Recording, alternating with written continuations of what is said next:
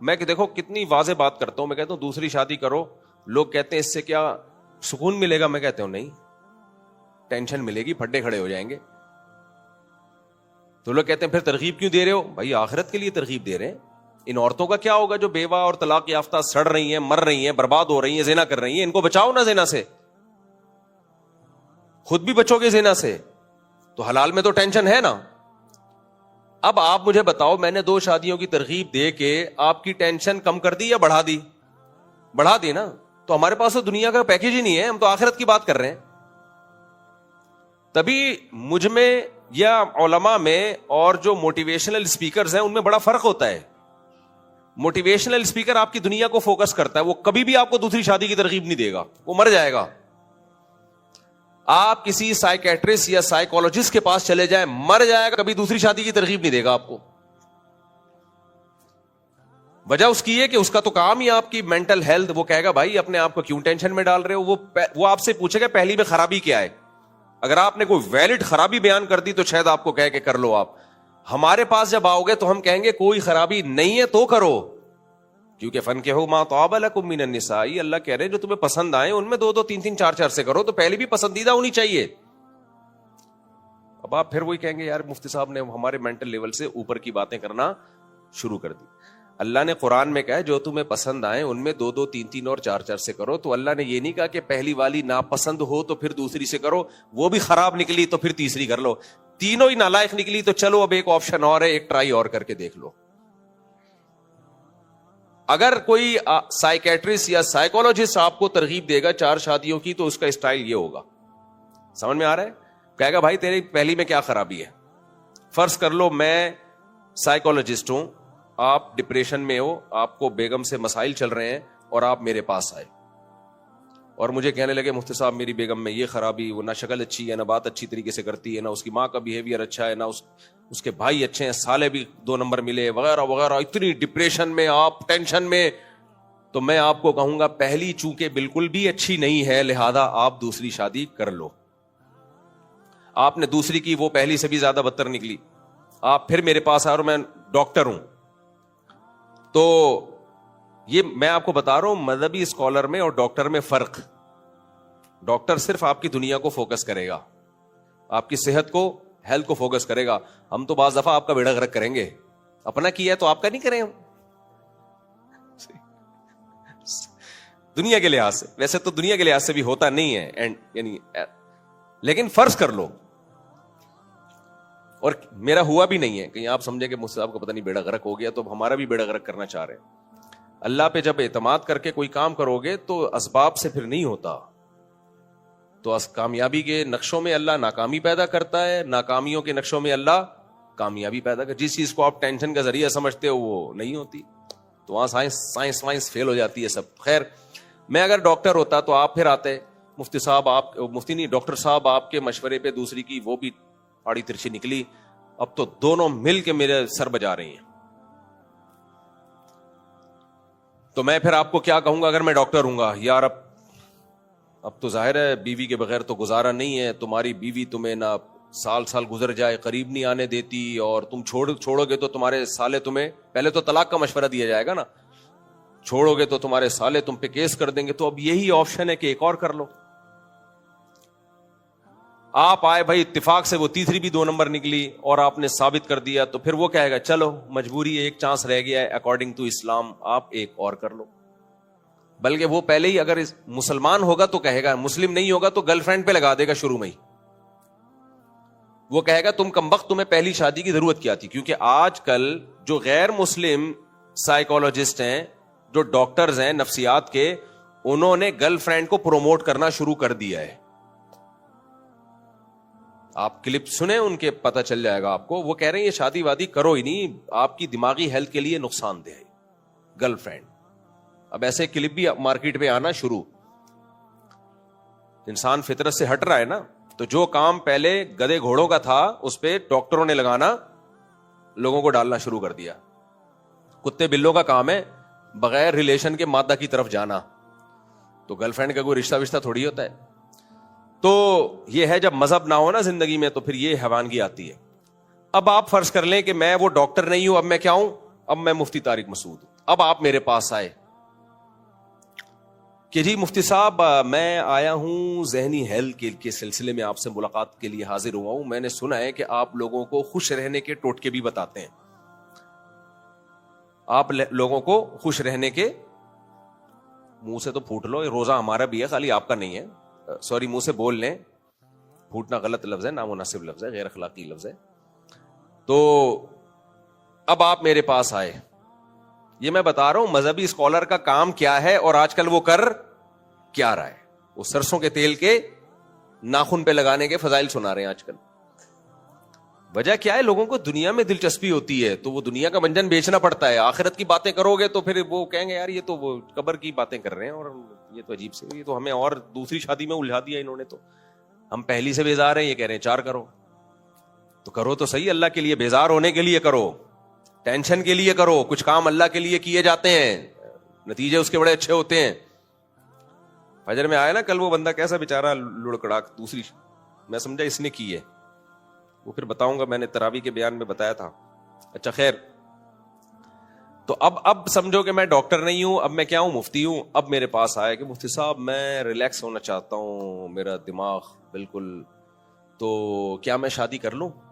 Doctor ہوگا بولے گا نہیں, مفتی ہوگا بولے گا بولو ہاں کر لیں.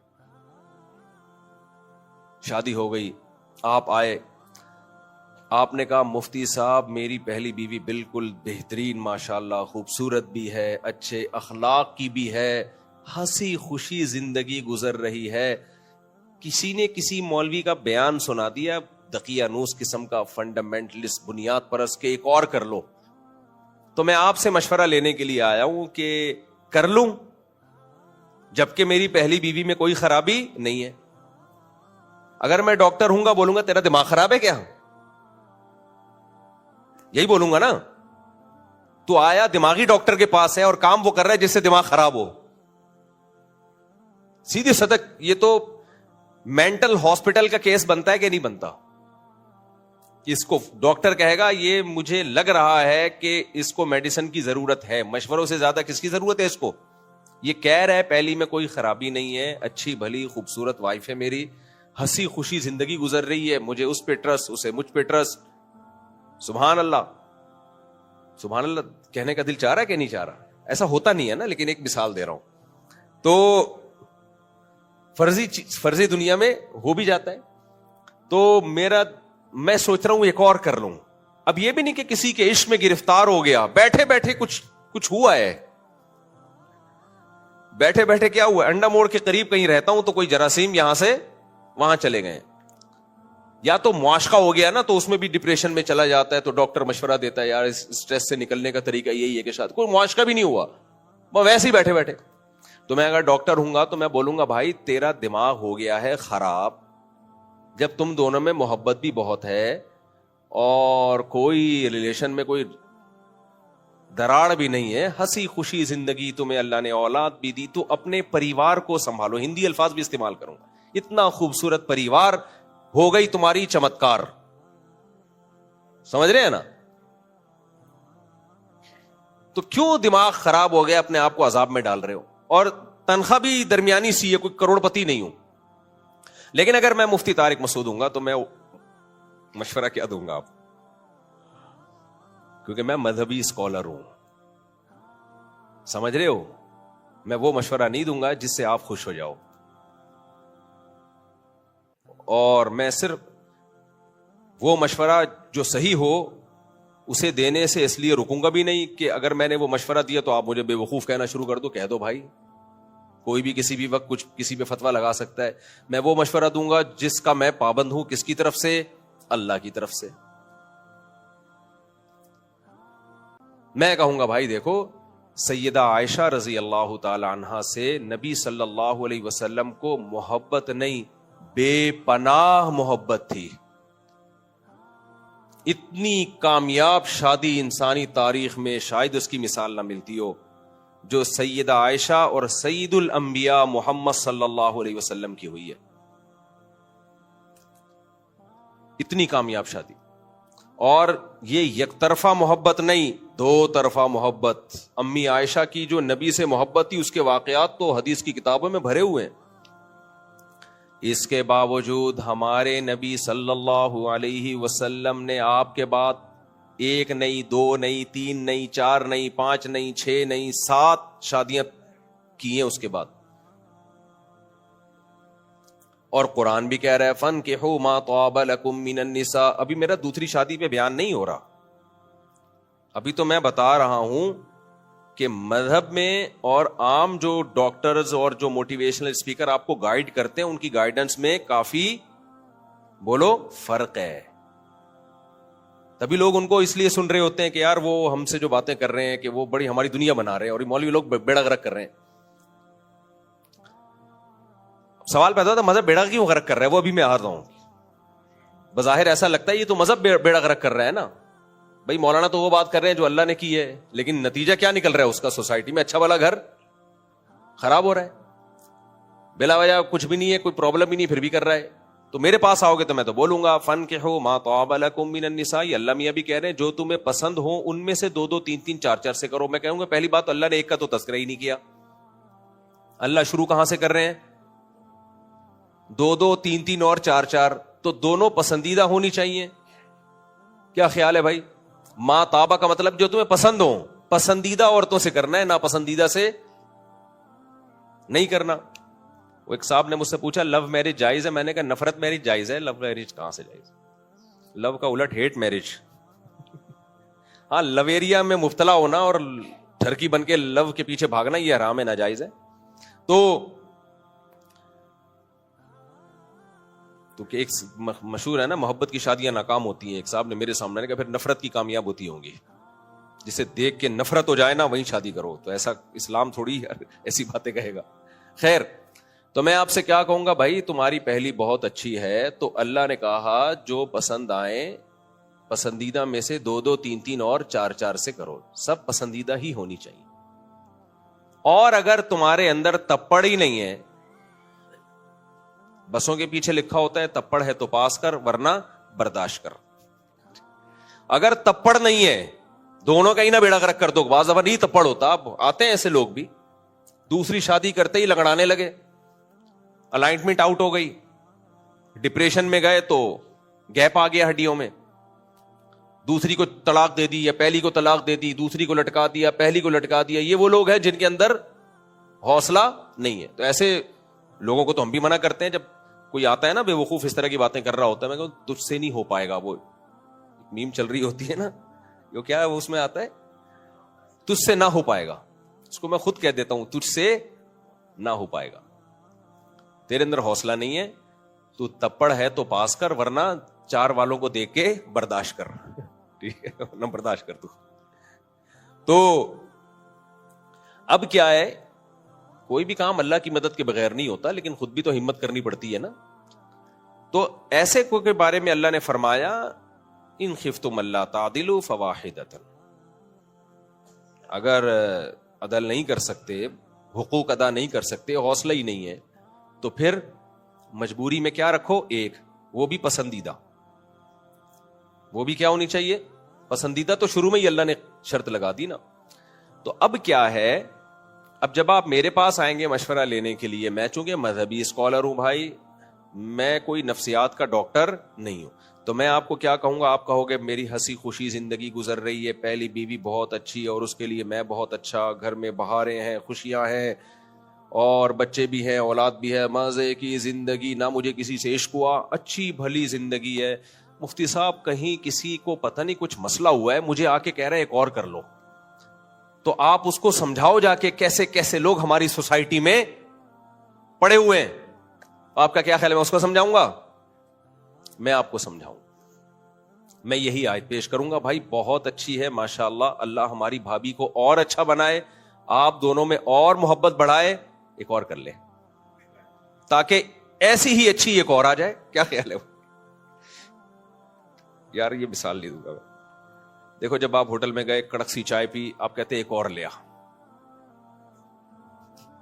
کیا خیال؟ آپ کیا کہتے ہو؟ ایک دودھ پتی اور. اگر وہ اچھی نہیں ہوئی منگواتے ہو؟ بولتے یار یہ نہیں, یا تو بیٹھنا ہی نہیں ہے. خواتین دشمن ہو جائیں گی میری, ہمارے گھروں کو برباد کر رہا ہے.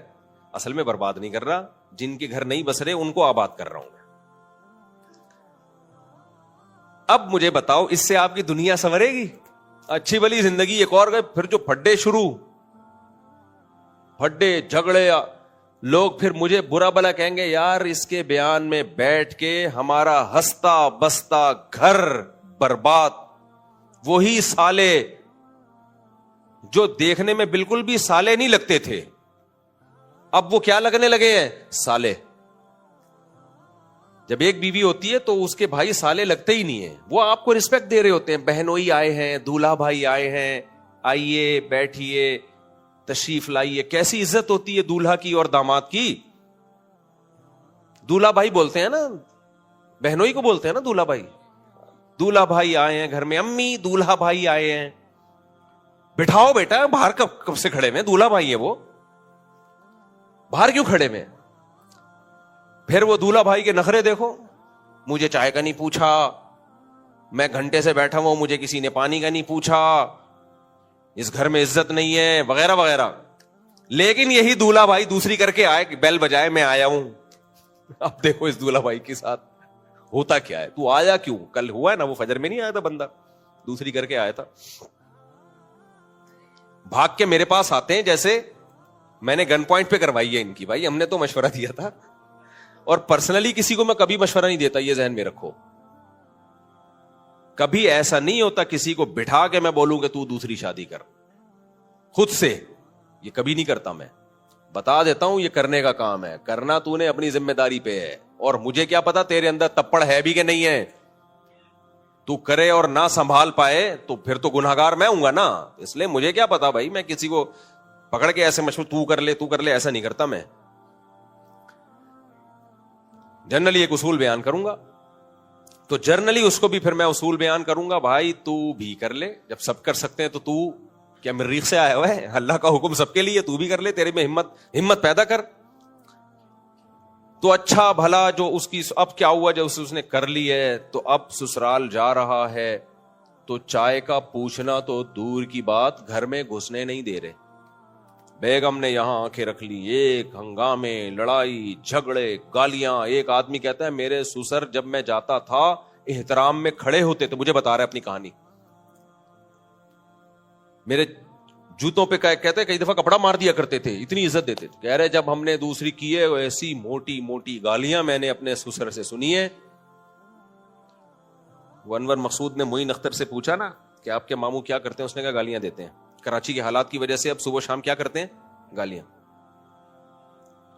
تو کہہ رہے وہ ماموں نے گھر میں رہتے ہیں تو نلکا کھولو تو پانی نہیں آتا, تو نلکے کو گالیاں. جو کراچی ہے نا اس میں آدمی حالات کی وجہ سے ایسا ہو جاتا ہے کراچی میں. کہہ رہے نلکا کھولو پانی نہیں آئے تو کس کو گالیاں؟ نلکے کو گالیاں, پنکھے کو گالیاں, بٹن دبایا پنکھا نہیں چل رہا, پنکھے کو گالیاں. لوگ یہی کر رہے ہوتے ہیں. میں نے ایک دفعہ میرے پاس تھی کاواساکی GTO 125. ہمارے شوق ہمیشہ سے اسٹائلش رہے ہیں, بھلے جیب میں پیسہ ہو نہ ہو, شوق ہم نے اعلیٰ رکھے ہیں. تو جتنے آتے تھے نا ایسی لگژری چیزوں میں ہی, اللہ معاف فرمائے, ہم نے کہا بھائی سواری اچھی ہو, خوراک اچھی ہو, تو بچائے نہیں. تو میں نے وہ GTO 125 خریدی, پرانا ماڈل تھا, تو میں نے اس پہ کام کروایا نا, نیا کلر کروایا ٹینکی پہ. تو کسی کو ٹھیکہ دیا کہ یار تو اس پہ اچھا کلر کروانا, میٹالک کلر. اس نے کلر تو کیا, ایسا کیا کہ پتہ نہیں کیا کیا, وہ اس کی جو ٹینکی ہے وہ ٹیڑھی ہو گئی یا کلر ٹیڑھا ہو گیا, مجھے یاد نہیں, بہت پرانا واقعہ ہے. تو جس بندے کے ذمہ میں نے کام لگایا تھا, میں نے تو آرام سے اس سے پوچھا, میں نے کہا یار یہ تمہیں میں نے بولا تھا اس کی نگرانی کرو. تو وہ میرے سامنے گیا, ریڈیو پاکستان نہیں ہے جہاں یہ بائکوں کا کام ہوتا ہے, تو کلر والے کو جا کے گالیاں دینے کے بجائے میری بائک کی ٹینکی کو گالیاں دے رہے. غصے میں گالیاں کس کو دے رہے؟ بائک کی ٹینکی کو اور بائک کو. اب وہ گالیاں تو اب چھاؤں میں کبھی آؤ گے تو بتا سکتا ہوں میں. کہہ رہے اس کا یعنی بتانا چاہ رہا ہے کہ اس بے غیرت کے ساتھ تم نے ایسا کیا کیوں ہے. میں حیران تھا, بھائی گالیاں تو ادھر بنتی ہیں, وہ اصل میں دے اسی کو رہا ہے, وہ ٹینکی سے ٹکرا کے کہاں جا رہی ہیں, جا ادھر کو رہی ہیں, لیکن براہ راست دے نہیں سکتا تھا اس کو, لڑائی رہا ہو کچھ بھی, تو وہ ساری گالیاں کس کو دے رہا ہے, ٹینکی کو. مثال کے طور پر کہ بھئی اس بے غیرت ٹینکی کے ساتھ تو نے یہ کیا کیا ہے, اس کا یوں جو بھی. اب گالیاں بڑی موٹی موٹی تگڑی جو رمضان میں دی نہیں جا سکتی. تو میں نے فرض کر لیا, میں نے کہا یہ ٹکرا کے کہاں جا رہی ہیں, یہ ٹکرا کے اس کو لگ رہی ہوں گی. تو کراچی کے حالات ایسے ہیں, مزدور کو کام بولو وہ کام صحیح. ہمارے ایک جاننے والے تھے, تو مزدور سے کام کروایا, اس نے چھجا ٹیڑھا کر دیا گھر کا نا, سریا وریا ڈال کے چھجا ہی ٹیڑھا. تو چھجے کو گالیاں, مزدور کو الگ گالیاں, چھجے کو الگ گالیاں. تو انور مسعود کے جو کلپ تھا نا, اس میں معین اختر نے جو کہا کہ میرے ماموں نلکے کو گالیاں دیتے ہیں, وہ بالکل ٹھیک ہے. ایسے موقع پہ لوگ جو چیز سامنے آئے گی اس کو گالیاں دیتے ہیں. تو کہتے ہیں پولیس والے آ گئے نا, مکان کا کرایہ نہیں دیا, تو پولیس والوں کو گالیاں کہہ رہے ہیں, اور پولیس والوں کے ایسے ایسے پارٹس کو گالیاں کہ پولیس والے میرے پاس آ کے پوچھ رہے بھائی یہ والے پارٹس باڈی میں کہاں ہوتے ہیں, یہ والے پارٹس باڈی میں کہاں ہوتے ہیں. کہہ رہے ہیں یہ تو مجھے بھی نہیں پتا کہ یہ کون سے پارٹس ہیں بھائی.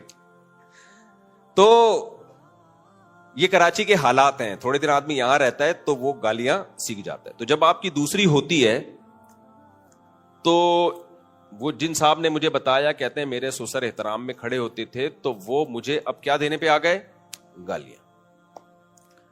سسر کی طرف سے الگ گالیاں, سالوں کی طرف سے الگ گالیاں, بیگم کی طرف سے الگ گالیاں, گھر میں گالیوں کا ماحول. تو آپ کا کیا خیال ہے, نفسیات کا ڈاکٹر اس کو پروموٹ کرے گا؟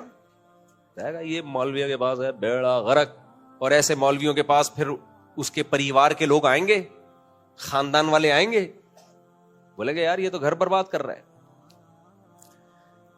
تو سوال پیدا ہوتا ہے یہ مولوی بیچارہ ایسا کر کیوں رہا ہے, یہ میرے جیسا نالائق مولوی ایسی کام کر کیوں رہا ہے؟ تو اس کی جواب یہ ہے کہ مولوی پابند ہے اللہ کا قانون پیش کرنے کا, اور اللہ کسی کے ذاتی جذبات سے متاثر بولو نہیں ہوتے. اللہ نے سب مخلوق کا خیال کرنا ہے, قانون وہ ایسا نازل کرے گا جس میں سب کا فائدہ ہو. اللہ کہتے ہیں کم بخت, جب تیرے اندر اتنی صلاحیت ہے, تو اتنا اچھے طریقے سے, تو ایک اچھا میاں ہے, اچھا میاں ہے, اور اچھے میاں مارکیٹ میں کیا چل رہے ہیں, شارٹ. اچھی عورتیں شارٹ نہیں ہے, ذہن میں رکھو.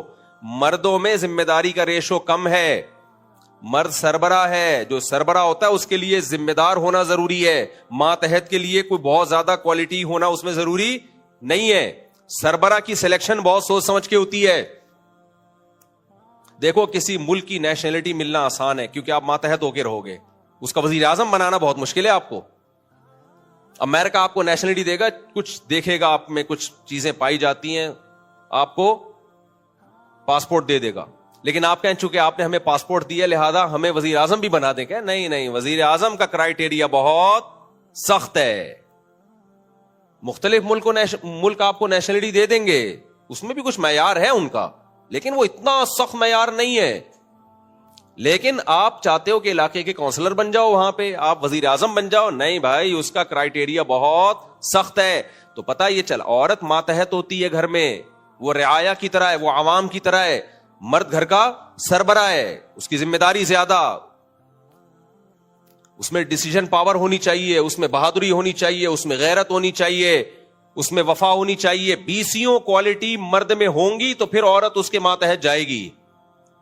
عورت چاہتی ہے میرا شوہر مجھ سے اوپر ہو, ایجوکیشن میں مجھ سے اعلی, خاندان میں مجھ سے, اب چپ رہ گئے اپنی جب بات آئی تو, خاندان میں مجھ سے اعلی ہو. اور شریعت کا بھی یہی حکم ہے کہ غیر کفو میں عورت کا نکاح نہ کیا جائے.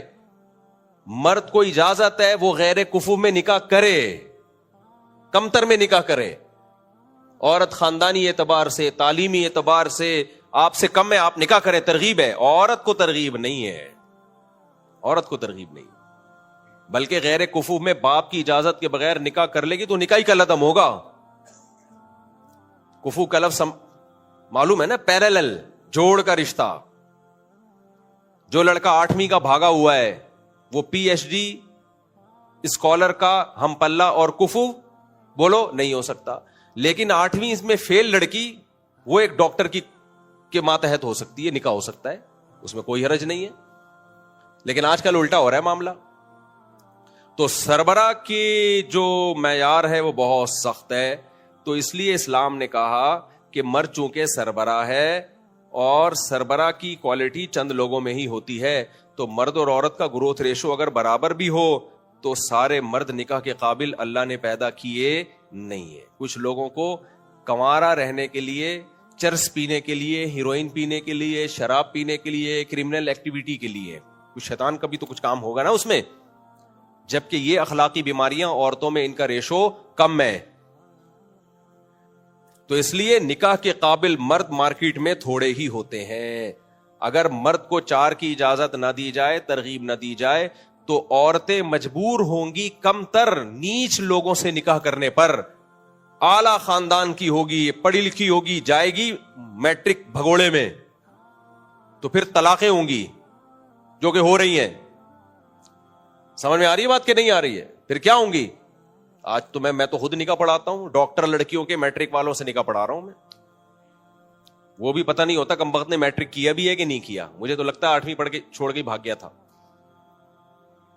تو جب سوسائٹی میں زیادہ شادی کا رواج ہوگا تو عورت کے پاس آپشن بڑھ جائے گا. وہ مجبور نہیں ہوگی کسی کنوارے سے نکاح کرنے پر. اس کو پتا ہے یہ کنوارا 8ویں پاس ہے, نا نا نا نا نا, میں ڈاکٹر ہوں, مجھے ڈاکٹر چاہیے, وہ فلاں ڈاکٹر آغا خان کا بڑا سینئر ڈاکٹر ہے, ایک ہو گئی کوئی بات نہیں, ابھی میرے پاس آپشن ختم نہیں ہوا, دوسری بیوی بن سکتی ہے, تیسری بن سکتی ہے, چوتھی بن سکتی ہے. تو اس کا فائدہ مرد نہیں اٹھائے گا. مرد تو ڈاکٹر منع کرے گا کہ کیا کر رہا ہے, گالیاں کھا رہا ہے نا, وہی سسر جو بوٹ پالش کرتے تھے وہی گالیاں دے رہے ہیں, وہی رشتہ دار جو بہنوئی اور داماد کو بٹھا کے چائے پلایا کرتے تھے وہ گلی محلے کے کتے چھوڑ رہے ہیں. اس کا تو بیڑا غرق ہو رہا ہے. فائدہ کس کو ہو رہا ہے؟ اس دوسری کو فائدہ ہو رہا ہے جس پہ کہ اس کو بھی گھر مل گیا. میں ایسے لوگ جانتا ہوں, ڈیفنس میں, کلفٹن میں بہت ہیں, بڑے بڑے کروڑ پتی لوگ ہیں. اب آپ تحقیق نہ شروع کر دیں, کتنوں کی شادی ہم کرا چکے ہیں, دوسری تیسری, کتنوں کی, اور ان کی بیویاں انتہائی غریب خاندانوں کی عیش کر رہی ہیں اپنے شوہر کے پاس. سمجھ رہے ہو کہ نہیں سمجھ رہے؟ 15-20 سال پہلے ایک ڈیفنس کے تاجر تھے ہمارے جاننے والے, میرے پاس آئے, کہنے لگے یار میرا گھر بہت اچھی زندگی ہے میری, بالکل خوش باش, بچے بھی ہیں, تو آپ کیا مجھے بھی ترغیب دو گے دوسری کی؟ میں نے کہا ضرور. تو پھر میں نے کہا کسی طلاق یافتہ سے کرو, زیادہ بہتر ہے. ایک طلاق یافتہ غریب لڑکی جس کے بچے بھی 2, تو ان کو وہ پسند آ گئی. میرے سے مشورہ کیا, میں نے کہا کر لو. تو وہ گئے اپنے پیر و مرشد, کسی سے بیعت تھے, وہ ان سے مشورہ کیا. انہوں نے کہا ہرگز یہ کام نہیں کرنا, زندگی تمہاری اچھی بھلی گزر رہی ہے, چوڑے میں آ جاؤ گے بلا وجہ. میرے پاس آئے دوبارہ. میں ان کے پیر و مرشد کو برا نہیں کہتا, ان کی جتنا ان کا علم تھا یا پوری توجہ ہر ایک کی طرف, ہر بات کی طرف نہیں ہوتی.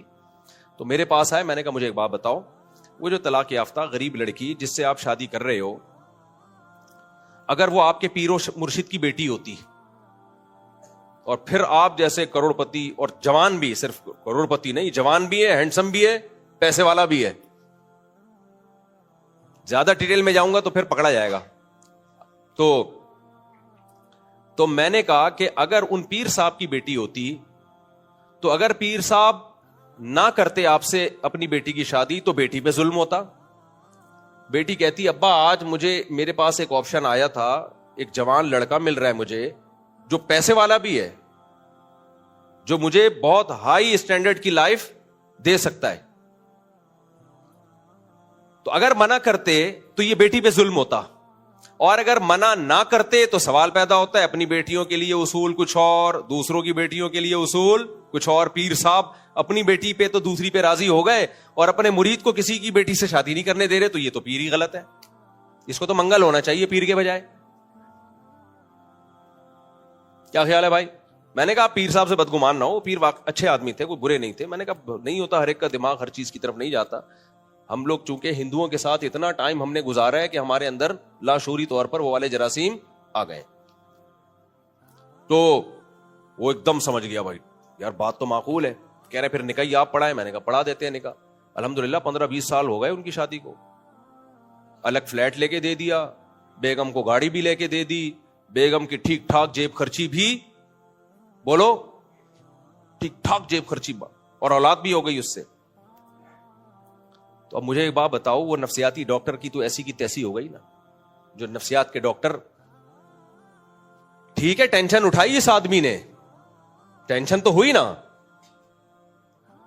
کچھ نہ کچھ تو زندگی میں بھونچال آئے, جب پتا چلا تو کچھ ڈنڈے بھی برسے ہوں گے, مارا پیٹا بھی گیا ہوگا, الائنمنٹ بھی تھوڑی سی آؤٹ ہوئی ہوگی, بہت کچھ ہوا ہوگا. کوئی اگر نفسیات کا ڈاکٹر ہے وہ تو کہے گا یار یہ مولویوں نے مروا دیا. کچھ دن پہلے ایک نفسیات کے ڈاکٹر کا کلپ آیا کہ دوسری شادی کرنے سے یہ ہوتا ہے, بیوی پہ یہ فلانا. میں نے کہا یہ صرف اس آدمی کی نفسیات کو فوکس کر رہے ہیں جو بیسیوں لاکھوں خواتین کا کی دماغ ڈپریشن میں جا کے زندگیاں تباہ ہو رہی ہیں.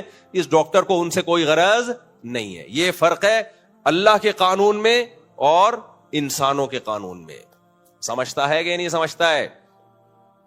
تو یہ جو ڈیفنس کا میں نے ایک واقعہ سنایا, ایسے ایک نہیں ہے, میں چاہوں تو اس پہ کتابیں لکھ سکتا ہوں, اتنے واقعات ہیں. کتنی خواتین کا گھر بس گیا ہے. اگر یہ نہ ہوتا وہ زنا کی طرف جاتی. تو یہ فرق ہے میرے بھائی اللہ کے قانون میں. سمجھتے ہو کہ نہیں سمجھتے؟ تو وہ ٹھیک ہے ٹینشن اٹھاؤ, ہمارے پاس لوگ آتے ہیں 2 شادیوں میں یہ نقصان, کوئی بات نہیں یار. جب اللہ کی راہ میں جہاد کرنا فرض ہوتا ہے تو جہاد کرتے ہیں کہ نہیں کرتے؟ تو کیا کوئی نفسیات کا ڈاکٹر کیا کہے گا, لڑو بھائی؟ جب ملک کو ضرورت ہے خون دینے کی تو آپ ڈپریشن میں جاؤ, نہیں جاؤ, آپ کو لڑنا پڑے گا قوم کے لیے. اور اس پہ شریعت میں بڑے فضائل ہیں کہ شہید کا ایک قطرہ خون کا زمین پہ بعد میں گرتا ہے, اللہ کی طرف سے گناہ پہلے معاف ہوتے ہیں. تو اب ان چیزوں کا آخرت سے تعلق ہے. تو جو واقعی مذہبی اسکالر ہوگا بھائی وہ اللہ کے قانون کو فالو کرے گا, آپ کی دنیا کو فائدہ ہو یا نہ ہو. اس لیے میرے پاس جب آیا کرو 4 شادیوں میں بیان سننے کے لیے, آتے کہ نہیں ہو لیکن ہو جاتا ہے اس پہ, تو جب بھی یہ آیا کرو تو یہ ذہن میں رکھ کے آیا کرو کہ 4 شادیوں کے فضائل میں آپ کی عیاشی کے لیے نہیں بتا رہا. اس خوش فہمی میں مبتلا مت ہونا, آپ کی الائنمنٹ آؤٹ ہو سکتی ہے اور بہت کچھ ہو سکتا ہے لیکن ثواب بہت ملے گا. اور حلال میں حرام میں فرق یہ ہے کہ حرام میں جب ٹینشنیں آتی ہیں اللہ کی طرف سے مدد نہیں ہوتی, حلال میں ٹینشنوں میں مدد کس کی طرف سے ہوتی ہے؟ اللہ کی طرف سے. 2 شادیوں والا 20 ٹینشنوں میں رہ کے بھی خوش ہوتا ہے. اور یہ جو زنا کر رہے ہیں نا بے غیرت, ان کی شکلوں پہ دیکھو کیسی پھٹکار برس رہی ہوتی ہے, کبھی سکون کی زندگی نہیں ہوتی ان کی. یہ صرف میڈیا پہ آ کے ہی بتا رہے ہوتے ہیں ہم خوش ہیں اور ہم یہ مولویوں کے دیکھو اتنے بچے ٹینشنوں میں. بھائی ہمارے جتنے بچے ہیں ہم تو ٹینشن سے دب کے مر جانا چاہیے تھا, کیا خیال ہے؟ ہمیں تو ٹینشن سے دب کے مر جانا چاہیے تھا. لیکن ہم تو دنیا کو بتا رہے ہیں کہ جس کو آپ ٹینشن سمجھ رہے ہو وہ ٹینشن ریلیز کرنے کا, وہ ٹینشن ختم کرنے کا ذریعہ ہے. وہ اولاد سے بڑھ کر تھوڑی کوئی آنکھوں کی ٹھنڈک ہے کوئی چیز.